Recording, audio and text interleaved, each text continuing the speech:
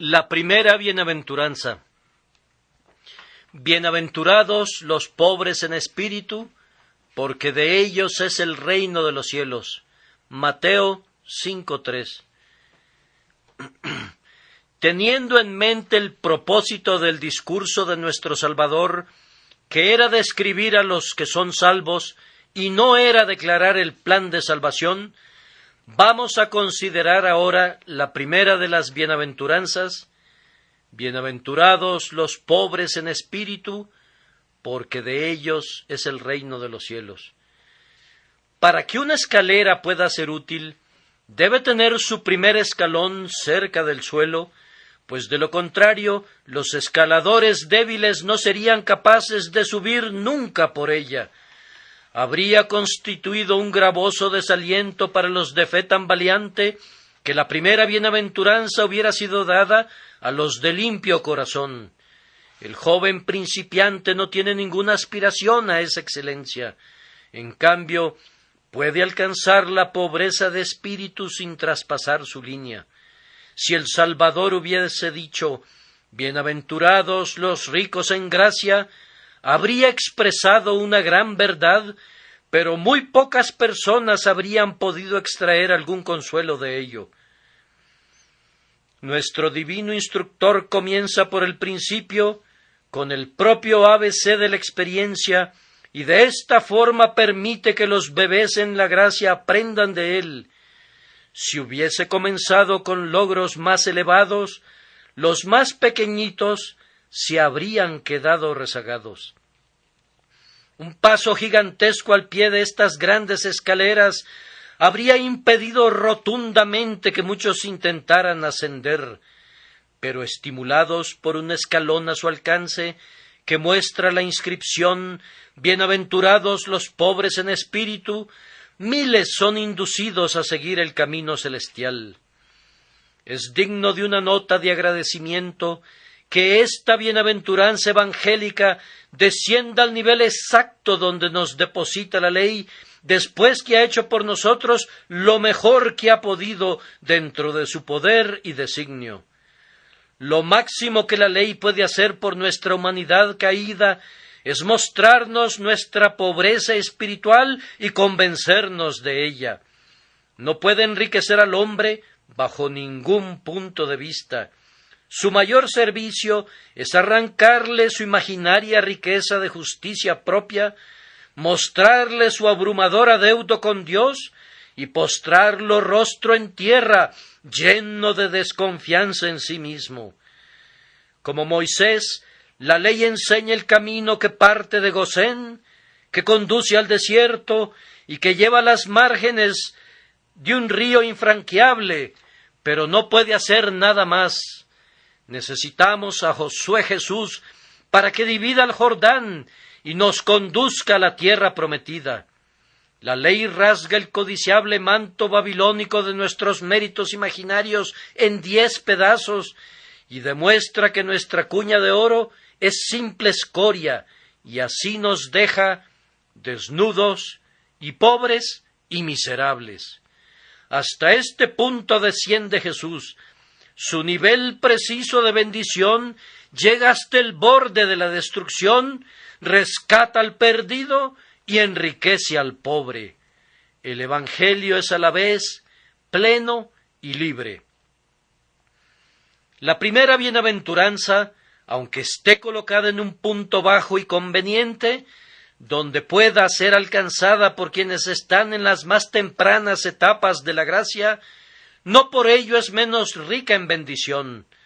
La misma palabra es usada en el mismo sentido, tanto al principio como al final de la cadena de las bienaventuranzas.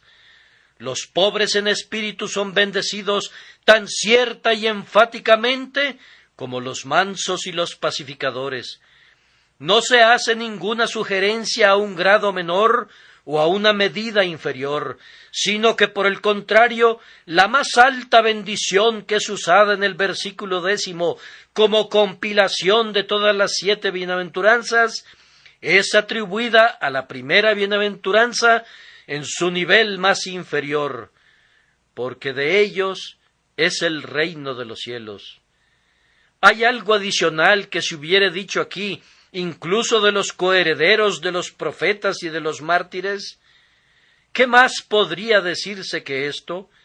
Los pobres en espíritu son alzados del muladar y colocados no entre los jornaleros en el campo, sino entre los príncipes del reino.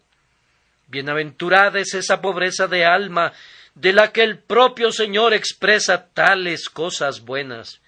Él le da mucha mayor importancia a lo que el mundo tiene en poca estima, pues su criterio es lo opuesto al necio veredicto de los altivos. Como Watson muy bien observa, cuán pobres son aquellos que se consideran ricos. Cuán ricos son aquellos que se ven pobres. Yo la llamo la joya de la pobreza. Hay algunas paradojas en la religión que el mundo no puede entender. Que un hombre se vuelva un necio para ser sabio, que salve su vida perdiéndola, y que sea hecho rico siendo pobre. Sin embargo, debe procurarse esta pobreza más que las riquezas. Bajo estos harapos está oculto un manto de oro, y de este esqueleto fluye miel. El motivo de colocar primero esta bienaventuranza radica en que es la primera en materia de experiencia. Es esencial para los caracteres subsiguientes, está detrás de cada uno de ellos y es el único terreno en el que pueden ser producidos los otros. Ningún hombre se lamenta delante de Dios a menos que sea pobre en espíritu, ni tampoco se vuelve manso hacia otros mientras no tenga una opinión humilde de sí mismo. El hambre y la sed de justicia no son posibles para quienes tienen una alta opinión de su propia excelencia, y la misericordia para con quienes ofenden es una gracia demasiado difícil para quienes no son conscientes de su propia necesidad espiritual. La pobreza en espíritu es el atrio del templo de las bienaventuranzas. Así como un hombre sabio no planea nunca edificar las paredes de su casa mientras no haya acabado los cimientos, así tampoco nadie que sea diestro en las cosas divinas esperaría ver algunas de las virtudes más elevadas allí donde la pobreza en espíritu esté ausente. Mientras no seamos vaciados del yo, no podremos ser llenados con Dios. Debemos ser desvestidos antes de que podamos ser vestidos con la justicia que es del cielo. Cristo no será precioso nunca mientras no seamos pobres en espíritu. Debemos ver nuestras propias necesidades antes de que podamos percibir su riqueza.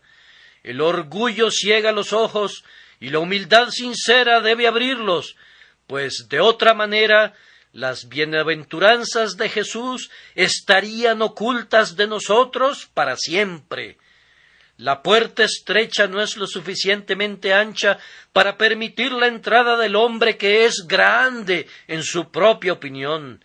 Es más fácil que un camello pase por el ojo de una aguja, que un hombre engreído por sus propias riquezas espirituales entre en el reino del cielo. Por esta razón es claro que el carácter descrito en relación con la primera bienaventuranza es esencial para la producción de aquellas que siguen después, y a menos que un hombre lo posea, busque en vano el favor proveniente de las manos del Señor. Los orgullosos son maldecidos. Su orgullo es suficiente para acarrearles la maldición y los deja fuera de la mirada divina. Al altivo mira de lejos. Los pobres en espíritu son bienaventurados, pues Jehová tiene una tierna mirada para ellos y para sus oraciones. Es digno de una doble mención que esta primera bienaventuranza sea dada más bien a la ausencia que a la presencia de cualidades encomiables. Es una bienaventuranza que no es para el hombre que es distinguido por esta virtud o notable por aquella excelencia, sino para aquel cuya característica principal sea que confiesa sus propias tristes deficiencias. Esto es intencional para que la gracia sea vista más manifiestamente, poniendo su mirada primero no en la pureza, sino en la pobreza, no sobre los que muestran misericordia, sino sobre los que necesitan misericordia, no en aquellos que son llamados hijos de Dios, sino en aquellos que claman: no somos dignos de ser llamados tus hijos. Dios no necesita nada de nosotros, excepto nuestras necesidades, y éstas le dan espacio para mostrar su munificencia al suplirlas libremente. Es por causa del peor lado del hombre caído, y no de su mejor lado, que el Señor recibe gloria para sí. El primer punto de contacto entre mi alma y Dios no es lo que tengo, sino lo que no tengo. Los buenos pueden traer su virtud, pero Él declara que no hay justo ni aun uno. Los piadosos pueden ofrecer sus ceremonias, pero Él no se deleita en todas sus oblaciones. Los sabios pueden presentar sus invenciones, mas Él considera que su sabiduría es insensatez. Pero cuando los pobres en espíritu vienen a Él con su completa indigencia y desgracia, los acepta de inmediato. Sí, Él inclina los cielos para bendecirles y abre las bodegas del pacto para satisfacerlos. Así como el médico anda buscando al enfermo y el que da limosna cuida del pobre, así el Salvador busca quienes lo necesiten y en ellos ejerce su oficio divino. Que cada pecador necesitado beba el consuelo extraído de este pozo. Tampoco debemos olvidar que esta baja nota de la octava de las beatitudes, esta primera nota de la escala musical, produce un cierto sonido en cuanto a la espiritualidad de la dispensación cristiana. Su primera bendición es asignada a una característica que no pertenece al hombre exterior, sino al hombre interior, a un estado del alma y no a una postura del cuerpo, a los pobres en espíritu y no a los fieles a un ritual. Esa palabra espíritu es una de las consignas de la dispensación evangélica. Las vestiduras sagradas, las genuflexiones, los rituales, las oblaciones y cosas semejantes son ignorados, y el ojo del favor del Señor descansa únicamente en los corazones quebrantados y en los espíritus que se humillan delante de Él. Incluso las dotes mentales son dejadas en la fría sombra y el espíritu es llevado a ubicarse en la vanguardia. El alma, el hombre verdadero, es considerada bienaventurada y todo el resto es estimado como de muy poco valor comparativo. Esto nos enseña, sobre todas las cosas, a preocuparnos por esos temas que conciernen a nuestros espíritus. No debemos quedarnos satisfechos con la religión externa. Si en cualquier ordenanza nuestro espíritu no entrara en contacto con el grandioso Padre de los espíritus, no debemos quedarnos satisfechos. Todo lo referente a nuestra religión que no sea obra del corazón debe ser insatisfactorio para nosotros. Así como los hombres no pueden vivir del tamo ni de la cáscara del grano, sino que necesitan la harina del trigo, así nosotros también necesitamos algo más que la forma de la piedad y la letra de la verdad. Requerimos del significado secreto, de la inserción de la palabra en nuestro espíritu, de la entrega de la verdad de Dios a la intimidad de nuestra alma. Todo lo que no cumpla con esto está desprovisto de la bendición. El grado más alto de religiosidad externa no es bendito, pero la más mínima forma de gracia espiritual está enriquecida con el reino del cielo. Es mejor ser espiritual, aunque nuestro mayor logro sea ser pobre en espíritu, que permanecer siendo carnal, aunque en esa carnalidad nos vanagloriemos de perfección en la carne. El menor en la gracia es superior al más grande en la naturaleza. La pobreza en espíritu en el publicano era mejor que la plenitud de la excelencia externa del fariseo.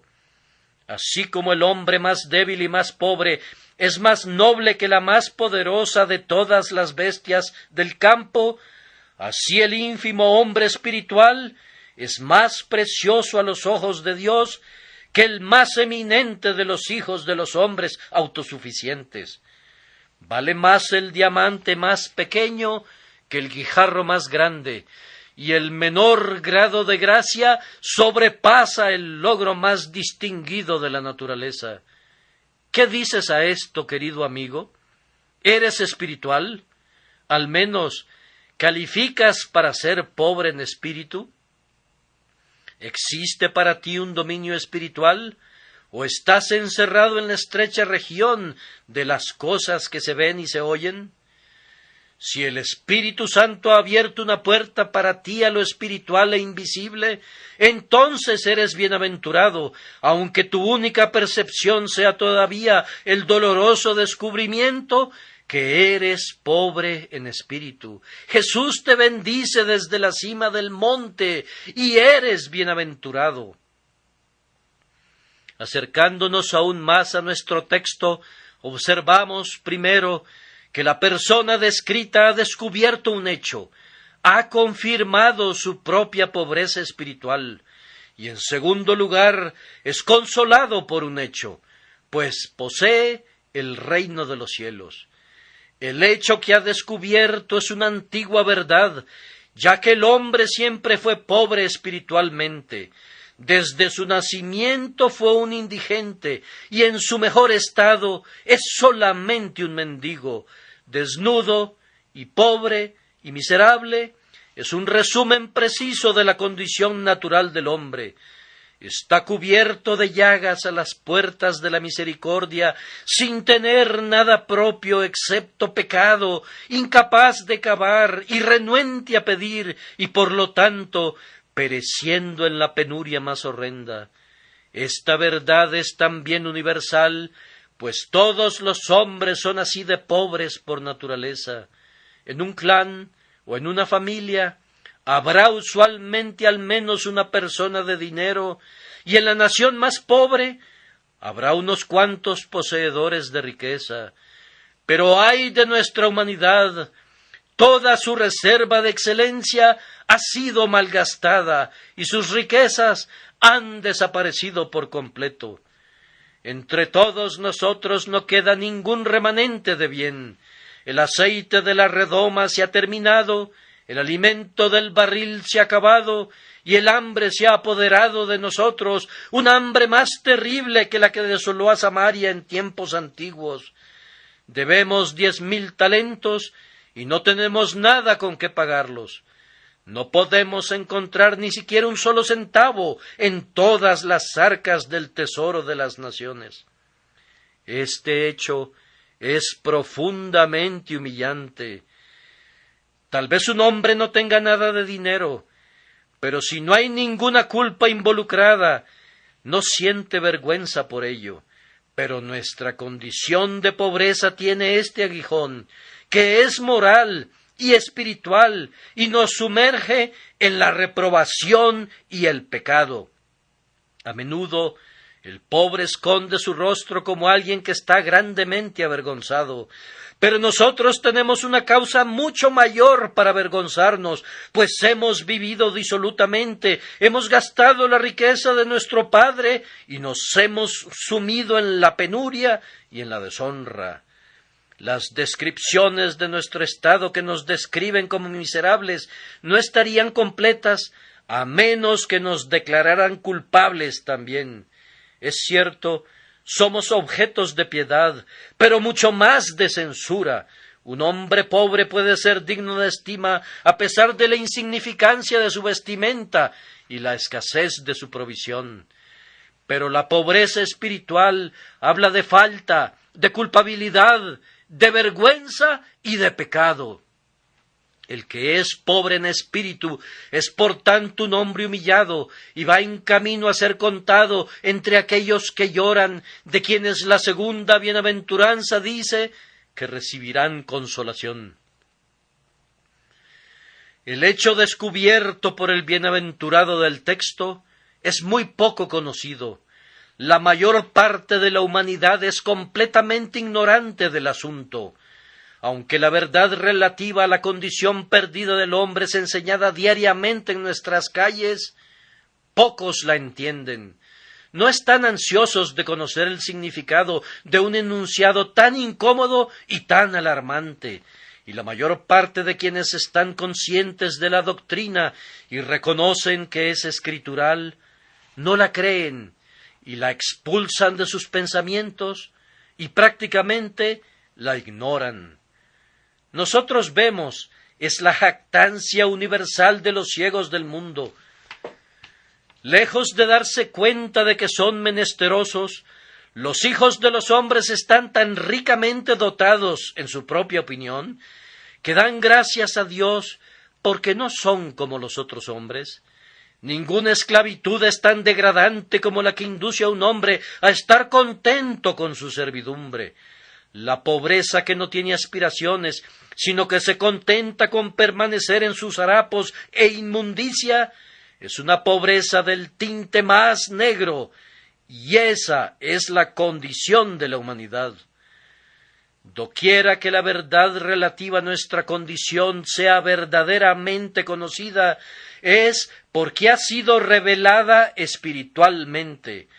Podemos afirmar de cada uno que conozca la pobreza de su alma: bienaventurado eres, Simón, hijo de Jonás, porque no te lo reveló carne ni sangre.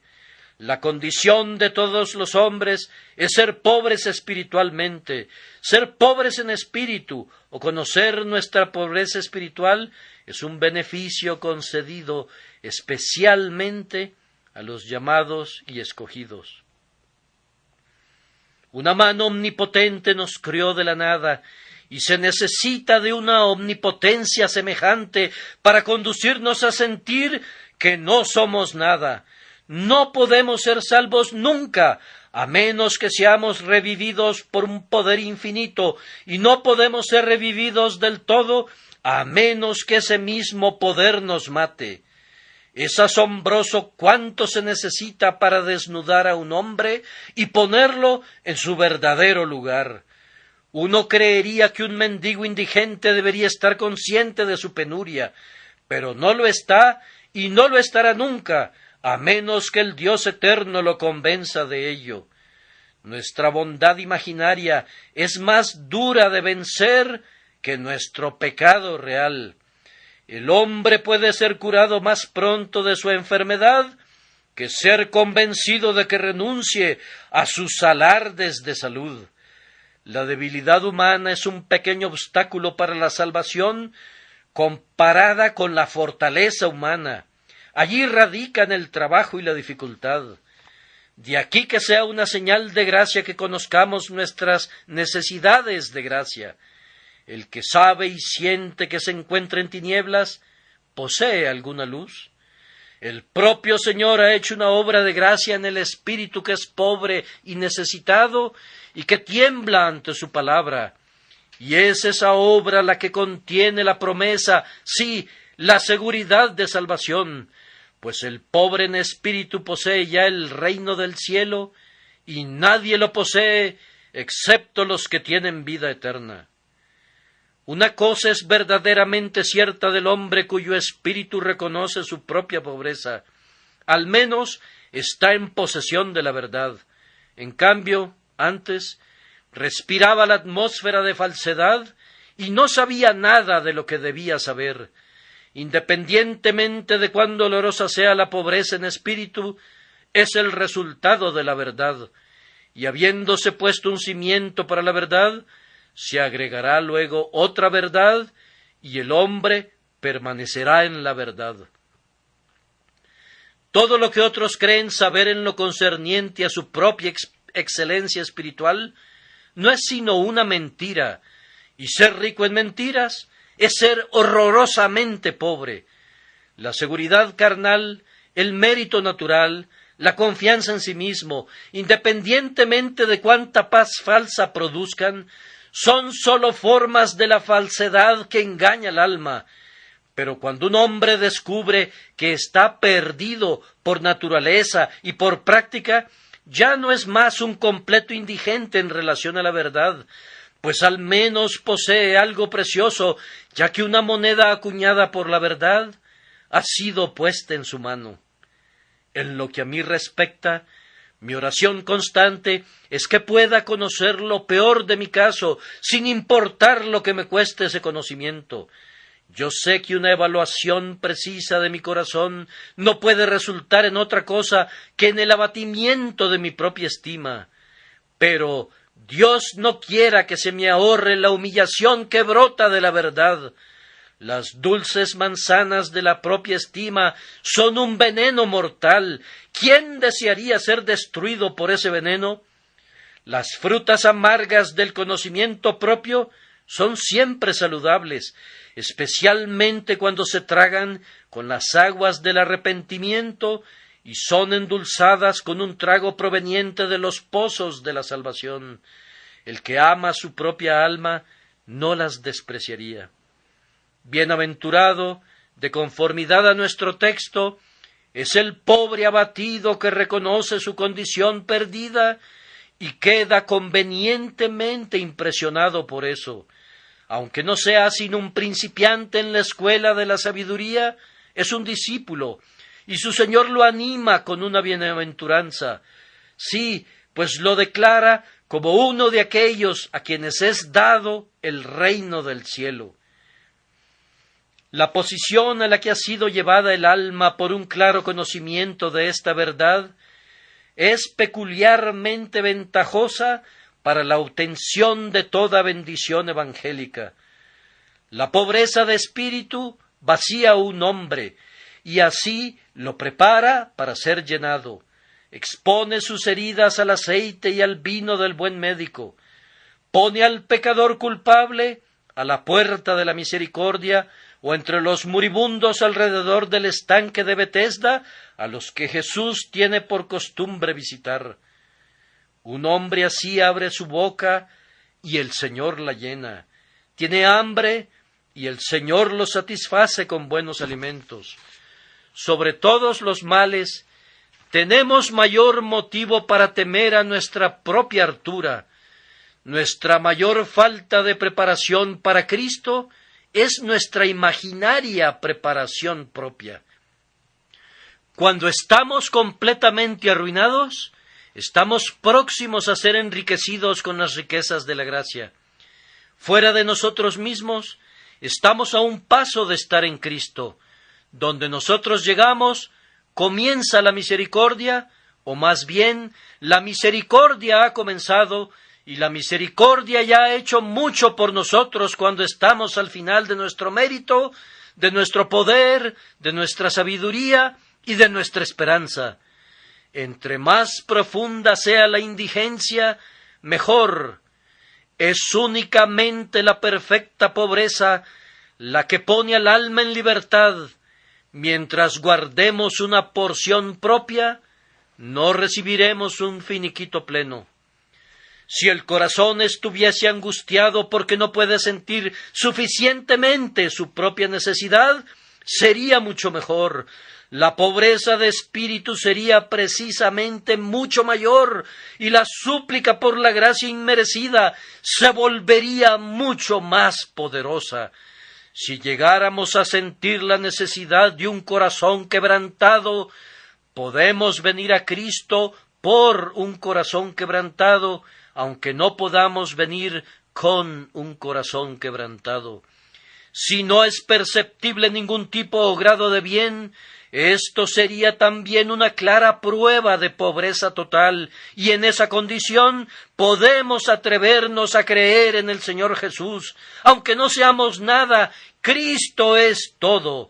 Todo lo que necesitamos para comenzar lo encontramos en Él, de la misma cierta manera que tenemos que buscar nuestro último perfeccionamiento en la misma fuente. Un hombre podría ser tan iluso como para convertir en mérito su sentido de pecado, y podría soñar con venir a Cristo vestido con el atuendo de la desesperación y de la incredulidad. Esto es, sin embargo, exactamente lo opuesto de la conducta de uno que es pobre en espíritu, pues es pobre en sentimientos tanto como en todo lo demás, y no se atreve más a encomiarse a sí mismo debido a sus abatimientos y de sus desesperaciones, como tampoco se alabaría por sus propios pecados. Se considera un pecador de corazón empedernido al tiempo que reconoce el profundo arrepentimiento que es exigido por sus ofensas. Siente que no ha experimentado ese sagrado renacer que vuelve tierna la conciencia y tiene miedo de ser en alguna medida un hipócrita en los deseos que percibe que existen en su alma. De hecho, no se atreve a considerarse otra cosa que un pobre, lastimosamente pobre, bajo cualquier luz que se le vea en su relación con Dios y con su recta ley. Escucha sobre las humillaciones de los verdaderos penitentes y desearía tenerlas. Lee acerca de las descripciones del arrepentimiento presentadas en la palabra de Dios y ora para poder experimentarlas, pero no descubre nada en él sobre lo que pueda poner su dedo y decir: esto al menos es bueno en mí habita al menos una cosa buena. Él es pobre en espíritu, y toda jactancia ha sido eliminada de una vez por todas. Es mejor encontrarse en esta condición que contarse falsamente como un santo y sentarse en los primeros lugares en la sinagoga. Sí, es una posición tan dulcemente segura de ocupar, que aquel que está más lleno de fe en Dios y gozo en el Espíritu Santo, encuentra que su paz es incrementada si retiene una plena conciencia de la pobreza de su estado natural y deja que corra en paralelo con su persuasión de seguridad y bienaventuranza en Cristo Jesús. Señor, manténme abajo, vacíame más y más, ponme en el polvo, déjame que muera y sea enterrado a todo lo que provenga del yo. Entonces Jesús vivirá en mí y reinará en mí y será en verdad mi todo en todo. A algunos les parecerá que es poca cosa ser pobre en espíritu. Que tales personas recuerden que nuestro Señor ubica de tal manera esta condición graciosa de corazón, que es la primera piedra del ascenso celestial de las bienaventuranzas. ¿Y quién podría negar que los escalones que siguen de ella sean sublimes más allá de toda medida? Es algo inexpresablemente deseable ser pobre en espíritu, si es este el camino a la pureza de corazón y al carácter de los pacificadores, que es semejante al de Dios. ¿Quién no pondría su cabeza sobre la piedra de Jacob para gozar del sueño de Jacob? ¿Quién desdeñaría el cayado con el que en pobreza atravesó el Jordán, si tan solo pudiese ver el reino del cielo abierto, como lo hizo el patriarca? Demos la bienvenida a la pobreza de Israel, si es una parte de las condiciones para que recibamos la bendición del Dios de Israel. En lugar de despreciar a los pobres en espíritu, haríamos bien en considerarlos como en posesión de la aurora de la vida espiritual, el germen de todas las gracias, la iniciativa de la perfección, la evidencia de la bendición. Habiendo comentado todo esto acerca del carácter de quienes son pobres en espíritu, que son formados por el conocimiento de un hecho, tenemos que notar ahora que son alentados y vueltos bienaventurados por un hecho, porque de ellos es el reino de los cielos. No es una promesa en cuanto al futuro, sino una declaración en cuanto al presente. No dice, de ellos será, sino de ellos es el reino de los cielos. Esta verdad es claramente revelada en muchas escrituras por inferencia necesaria, pues, primero, el Rey del reino celestial es representado constantemente como reinando sobre los pobres. David dice en el Salmo 72, juzgará a los afligidos del pueblo, salvará a los hijos del menesteroso, tendrá misericordia del pobre y del menesteroso, y salvará la vida de los pobres. Como su Virgen Madre cantó, quitó de los tronos a los poderosos y exaltó a los humildes. A los hambrientos colmó de bienes y a los ricos envió vacíos. Todos los que se alistan bajo el estandarte del Hijo de David son como aquellos que antaño vinieron al hijo de Isaí en la cueva de Adulam. Todos los afligidos y todo el que estaba endeudado y todos los que se hallaban en amargura de espíritu, y fue hecho jefe de ellos. Este a los pecadores recibe, y con ellos come. Su título era un amigo de publicanos y de pecadores. Por amor a vosotros se hizo pobre, siendo rico, y es por tanto conveniente que los pobres sean reunidos con él. Como Jesús ha elegido a los pobres en espíritu, para que sean sus súbditos, y ha dicho, no temáis manada pequeña, porque a vuestro Padre le ha placido daros el reino, vemos cuán cierto es que ellos son bienaventurados. La regla del reino es tal que sólo los pobres en espíritu perseverarán.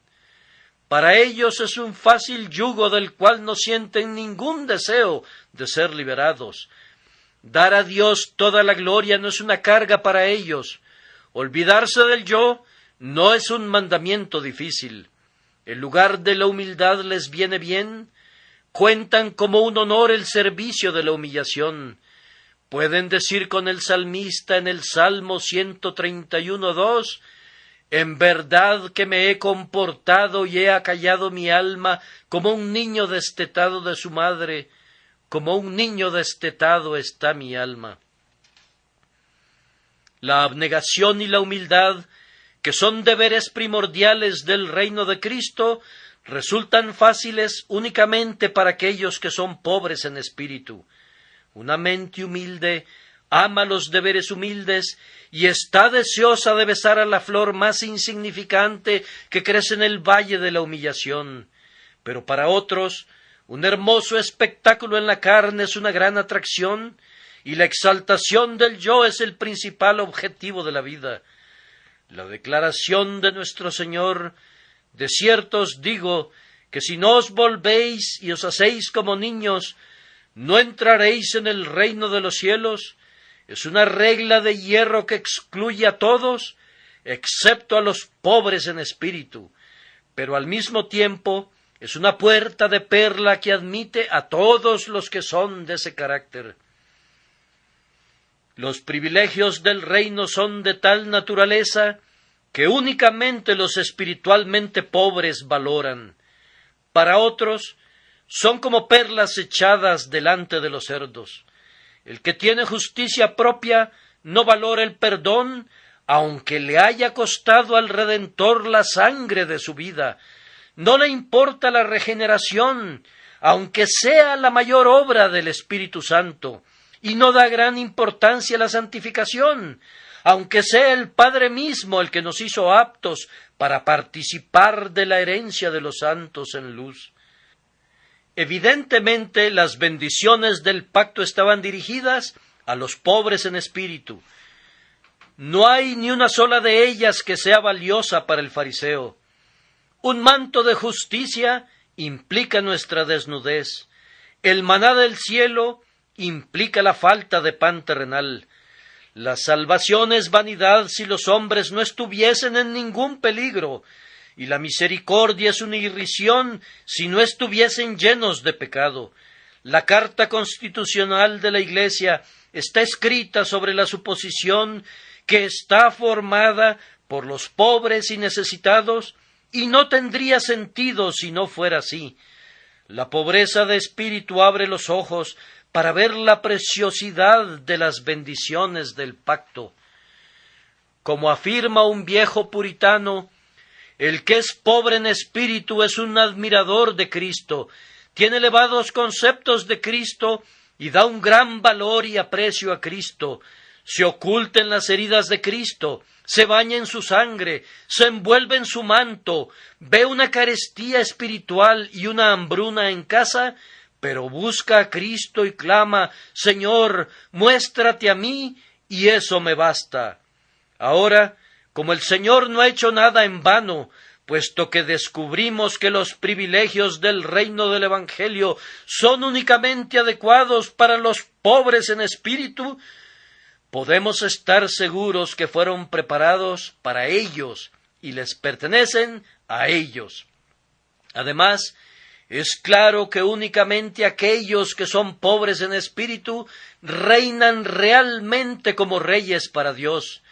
La corona de este reino no se ajustaría a toda cabeza. De hecho, no se acomoda a la frente de nadie excepto a la del pobre en espíritu. Ningún orgulloso reina, pues es el esclavo de sus jactancias, el siervo de su propia altivez. El mundano ambicioso quiere hacerse de un reino, pero no posee ninguno. Los humildes de corazón están contentos, y en ese contentamiento son conducidos a reinar. Los espíritus elevados no conocen el descanso. Únicamente el humilde de corazón goza de paz. El conocimiento de sí mismo es la vía para la conquista de sí mismo, y la conquista de sí mismo es la mayor de todas las victorias. El mundo busca un hombre autosuficiente, duro, ambicioso y altivo, y dice que tiene el porte de un rey. Y sin embargo, en verdad, los reyes verdaderos son mansos y humildes entre sus semejantes, como el Señor de todo, y en su inconsciencia del yo yace el secreto de su poder.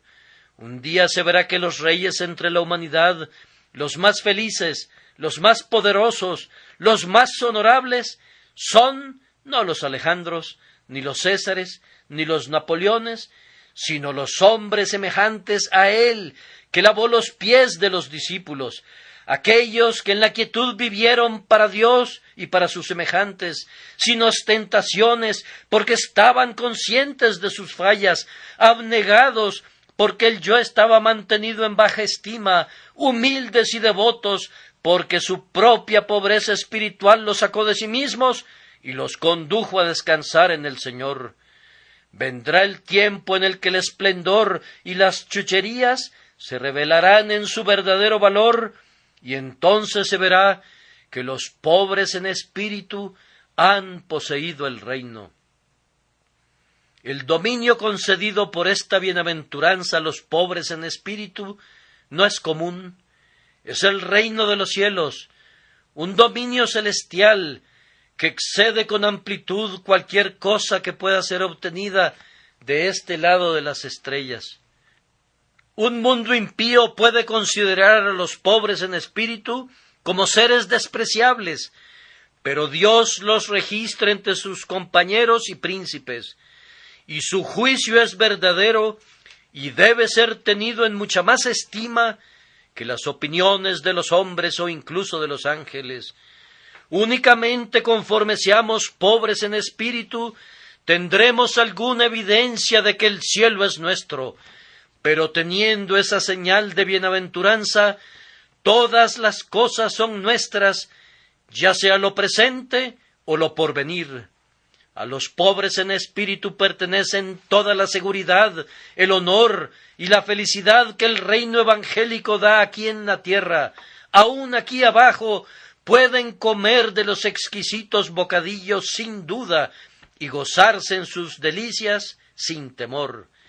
De ellos son también las cosas que no son vistas todavía, reservadas para una revelación futura.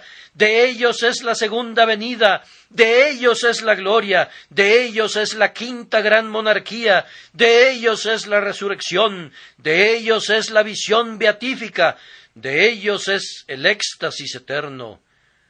pobres en espíritu.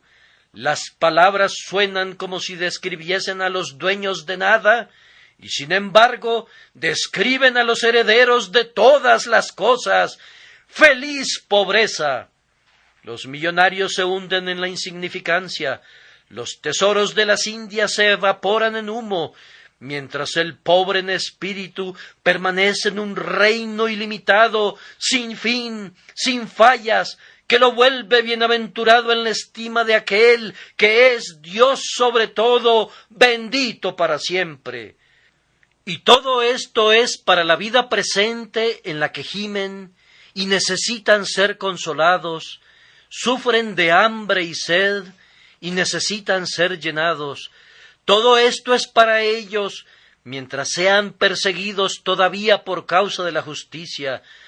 ¿Cuál no será entonces su bienaventuranza cuando brillen como el sol en el reino de su Padre, y en ellos sea cumplida la promesa de su Dios y Señor? Y al que venciere, le daré que se siente conmigo en mi trono, así como yo he vencido y me he sentado con mi Padre en su trono. Amén.